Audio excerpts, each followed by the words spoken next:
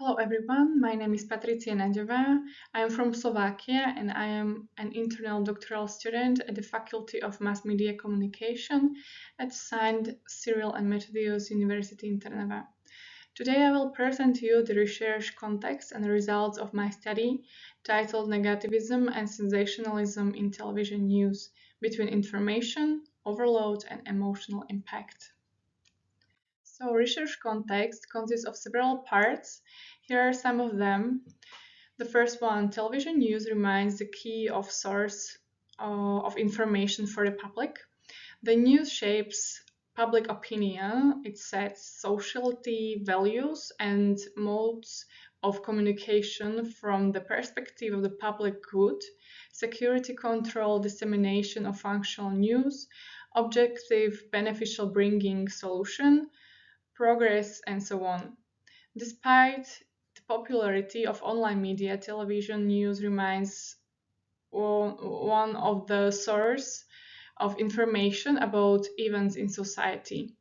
The current problem is the loss of objectivity and factuality and distortion of reality, thought, framing, agenda setting, negative bias, and so on. The battle for attention, information overload. Serious content tends towards stabilization, sensationalism, and infotainment in order to attract the attention of interest of audience. For example, thought, negativism, and sensationalism. That leads to a devaluation of meaning, constant emotional agitation, and paralysis of critical thinking and authenticity, which can be considered media manipulation. The third one, creating and changing attitudes. Long-term exposure to highly emotional content, whether negative or positive, can cause increased apathy towards violence, numbness towards empathy, and compassion, increased aggression, polarization of society, which are in fact the ills of contemporary society. Without distractions, the content is solely understood. Cognitive processes run smoothly, and there is also room for subjective input into interpretation of the message. The main aim of our case study is to show how news programs can shape and or distort the image of social reality, and how systematic negativism and aesthetic dramatization can contribute to growing distrust of the media and greater susceptibility of the audience to distorted mental images of reality. Methodology.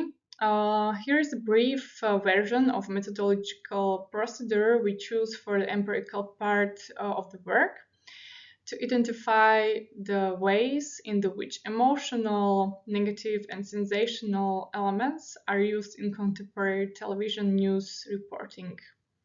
The results. First one, content structure. The dominance of tabloid news, both negative and positive, in current TV news in Slovakia confirms the trend of competing for the viewers' attention through emotionally charged content, absence of context, no solution or constructive outcome, and audiovisual elements that create tension. The second one, emotional framing of teasers. In commercial broadcasting, TV marquesas, news teasers were surprisingly unemotional. As many as 69% had a low level of emotional tone. In contrast, public television, STVR, had a medium level of emotionality, approximately 44%, which is slightly more than announcements with a low level of emotionality, which accounted for 41%. The dominance of dramatic framing reflects the logic of the attention economy. News competes for viewers through tension and emotion.